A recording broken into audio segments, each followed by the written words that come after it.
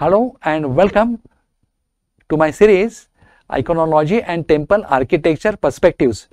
Hampi is very important, not only from those who follow religion but also for those who follow history and for also those who want to know why India was called as the most prosperous country in the world, why Vijayanagar was called as the richest town, richer than Rome at its time, that is in 15th century. So for that it has to meet certain criteria. It has to have a biggest trading center. It was the biggest trading center in Asia as far as horses, diamonds, gold, silver are concerned.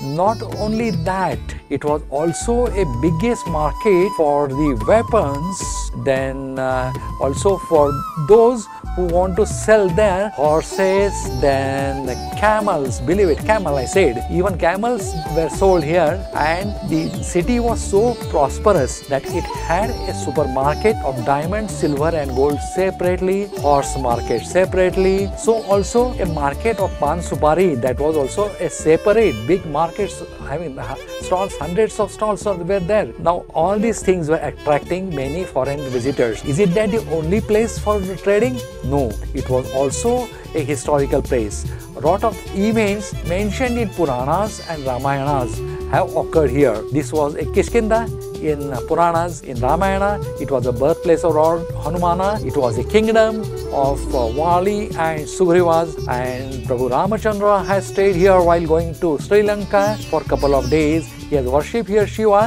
whose temple is still there, and also there are many other architectural, iconological, temple designing point of view, like a Vithala temple which has got a musical pillars. Here there are plates which can sing. After Vithala temple, you can also see big Gopuram that was there in the Hampi. Big Gopuram singing pillars of Vithala, and also royal enclosures. Now royal enclosures means it was a king's palace and a place for activity at that time.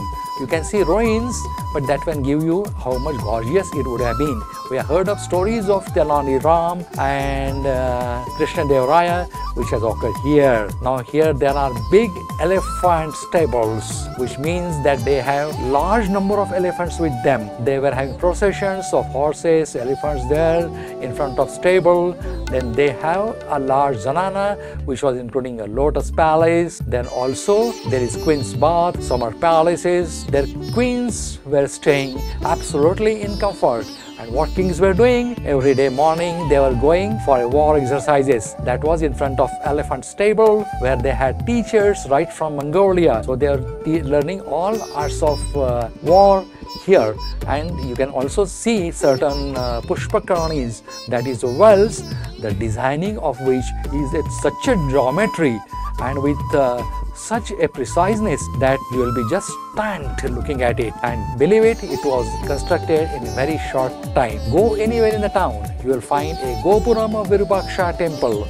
Go anywhere in town, you will see hills of the Matunga hills, then Hanuman birthplace, that is Anjanadri hills. So also many temples, many supermarkets. So do visit Hampi after a brief idea. Main aim of our series is to give you a brief idea about multiple monuments. However, that is not possible to cover in one lecture. Therefore, we have got multiple lectures. Stay tuned to us, see our multiple videos, subscribe to us and enjoy the wealth of knowledge and know why India was the most powerful, why Vijayanagara Samrajya was most powerful, why it was the largest supermarket, why it was attracting tourists all throughout, and what was the technological advances. Let's get going to each topic. Today's topic is about the Hampi stones. Now you will also ask me, what is there in stones? If that is your question, go to Hampi and get yourself convinced, or see all our photographs, and you will know that stones are beautiful. Stones can be carved. Multiple stones together makes a design, landscape, or even two stones balancing on each other will attract your mind. The carvers of Vijayanagara Empire has made best use of these stones, and they are carved multiple beautiful sculptures. Not only that, many years back, before Vijayanagara Empire, there were people who were living here around 15,000 years back who has painted, and what a glory! It is still seen, it is still maintained, and all this is open air, facing sun. Now heat of Hampi everybody knows. In winter it is cold, and in rainy season there is no protection to these stones, but they have made the water arrangement in such a way, that is water management. They knew it, that this all sculptures, all paintings will remain for a long time. Let's have a look at them. So minimum 5 to 10,000 years ago वो मानव इधर painting बना दिया, rock painting. और आप इधर देख सकते हो, वो बॉक्स में देखें तो वो हमें बोलते हैं शव संस्कार करने के टाइम में वो एनिमल्स आने तो इसका प्रोटेक्ट करने के लिए वो लकड़ी ऐसे लेके जा रहे हैं। वो मूवमेंट पूरा इधर देख सकते हैं, पूरा it's completely the hold the painting in Hampi. It's near Achyuta Devaraya temple.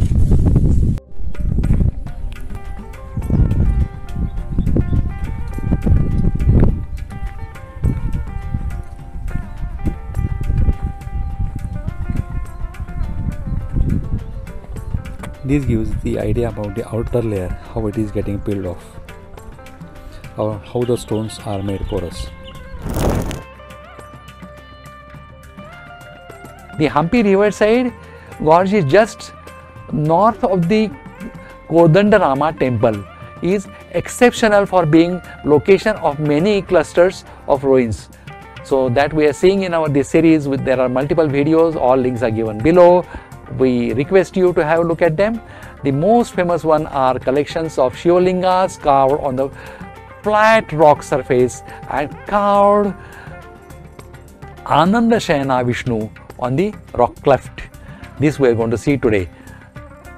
This gorge is one of the best locations to explore the balancing bolsters of Hampi without a gaggle of the tourists. So up north of the Kodanda temple, you can close or you can choose between a number of narrow, well explored paths giving towards riverside. You follow any, you are going to have excellent landscape. The main path that runs between the Kodandarama temple and Sugriva cave is the best trail from where the branches of the river can be expedited. We have followed the walk around, or you can call this as a heritage walk. We started early morning and we started walking along the banks of the Tungabhadra, and whatever beauties we came across, we photographed them. This is also the narrowest portion of the river, and we should be careful if we are going to riverside. Personally, as a tourist, we avoid it because of two things. We do not have idea about the depth of water, whirlpools, and they say there are crocodiles. Now, if you don't believe it, you see our coracle ride video. We have seen them, we have photographed them. Now, Tungabhadra river is famous for crocodiles, so do not venture in the water. But fortunately, humans are not the food for the crocodiles. So it is very rarely attacked by the human beings, and we should not make a situation in such a way that they will attack us. Number one. Number two, before it darks, leave the banks. Now you can reach the spot by peaceful coracle boat ride in the river throughout the year except in rainy season or depend on the water level. The Vishnu temple that Achyutraya Bazaar, Hampi, Karnataka is located near Chakra Tirtha on the banks of the Tungabhadra. The sculptures and beautiful carvings of Vishnu are the key attractions of this temple. The temple is diagonally opposite the Varaha Swami temple. What we did was we started walking. First, we have gone to the Vishnu Dashavtaras. From there we walked to the Sugriva Guha. Then again there is one more temple of the Vishnu on a hilltop, and from there we walked down to Varaha and subsequently to Achyutraya temple. But the ways are many. You can take any one of them, but you will have the same things because they all are along the arch. The important one are the array of Shiva Lingas carved on the surface of the flat rock. One of the array has 108 lingas and another 1008 lingas. The very far on the vertical rock there is a carving of Lord Vishnu in a reclining position, which we are going to see now. We have gone there, we have photographed them, and we'll show you the beauty of it. The other interesting feature includes series of pavilions, partially submerged tiny shrines, then sequence of the motifs carved on the rock surfaces, and spotting of the sculpture artifacts lay at the random all around. The ride will give you a nice view of the gorge of the side, and they'll stop you at the place where the carved lingas are there. So very easy to find out. Keep on walking, walking, walking till you stop by the lingas.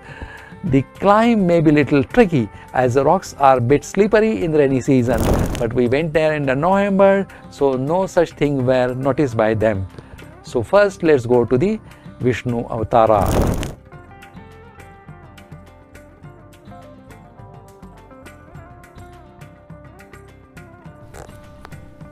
हाँ, विष्णु का इधर देख सकते हैं, विष्णु का दशावतार है। इधर होने पर विष्णु का रूपास देखते हैं, 24 रूपास है। इधर भी देखिए विष्णु का दशावतार है, इस पास में विष्णु का रूप दशावतार पे देख सकते हैं। ಇಲ್ಲಿ ತಲೆ ರೂಪಗಳು ನೋಡಕ್ಕಾಗಲ್ಲ, ಇಲ್ಲಿ ಮಾತ್ರ ನೀವು ವಿಷ್ಣು ದಶಾವತಾರ इधर देख सकता है। और the snake is above. This is the rock snake. Rock snake. Rock is mimicking like a stone. It is a stone, but it is mimicking like a snake.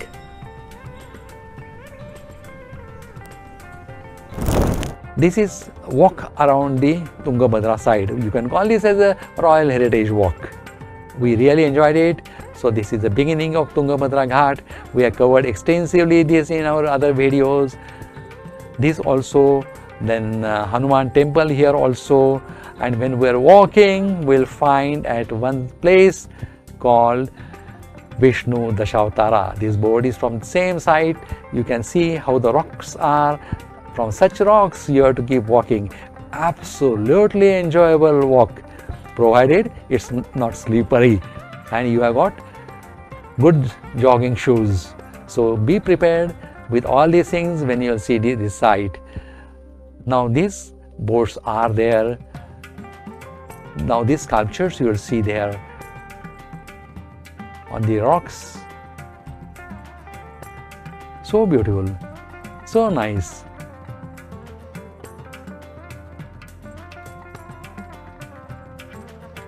Now you keep on walking, you can go either to the river or you can come back. Now you have to walk towards Sugriva Guha. But in between there is one more miracle. Watch it. When we are walking, what we saw was very, very interesting, and really we thought it was a good effort which we had taken. Look at the carvings. Look at the carvings. You want to have a closer look? No problem. Look at this. Absolute glory. You have walked down and you have a beautiful sculpture here. Beautifully carved sculpture on the bolsters at the banks of Tungabhadra river, Hampi. Appreciate the art. Appreciate the beauty, appreciate in a way a sculpture had designed it. Now we are going to see another site. You start walking from here, you will find in between Sugriva Gufa that we have covered in some other lecture. So you can have a look at it, links are given, and after that when we are walking, you will reach Varaha temple. You cross the Varaha temple, you see Achyutraya market, Achyutraya temple, and when you are still walking, you will come to know that we are going to see some miracles. Walking over such barren land, finally I saw a cave-like structure to the right, and there was in face, that the rock was towards a face to our side, and it was seen as a big bolster, big rock. This was intended to keep away the rainwater falling on it. Why? That was the management by the people they had done, so that when there will be rain, the water will come, but that will not fall on any of the carvings, any of the paintings. Otherwise, you tell me how the paintings will remain for so many years. Even if we paint our building this year, within 2-3 years we will repaint it. Now, was this intended to keep away any water falling it? The shape, the selection of stone, the surrounding nature they have selected was such that rainwater will find its way and will not damage the carvings. This is oldish technique, age-old technique which were forgotten by us. We construct the building anywhere we want, in whichever way we want. Now, estimated age of this belongs to the Bronze Age, that is 15,000 years old. Once we come out of it, we start walking, and as it is rightly said, in Hampi, wherever you are walking, within half a kilometer you find a temple, and so is here. Now we are walking, we have come out of the paintings and we are going towards the Virupaksha temple. The road, you can imagine, the bolster, the big stones, the beautiful stones are here, and these are the good paintings. Look at them, how gorgeous they are. So once you are walking on the rocks, there are rocks which are painted, and you will enjoy these paintings. I told you that they are more than 5,000 years old. Some estimate them as the 15,000 years back. These are the some remnants of some paintings they might have done at that time, which we don't know since it is not very clear to us. So it was a beautiful rock painting around 15,000, they say. Some people say 5,000 years back, but definitely more than 5,000 years old. They are still there in good shape, and a lot of people enjoys it. Have a look at it, enjoy it, and proceed towards Virupaksha temple if you are following my ways. Thank you, goodbye, and take care. Give us a like if you are liked, and subscribe us if you want to look more videos similar like this. Thank you, goodbye, and take care.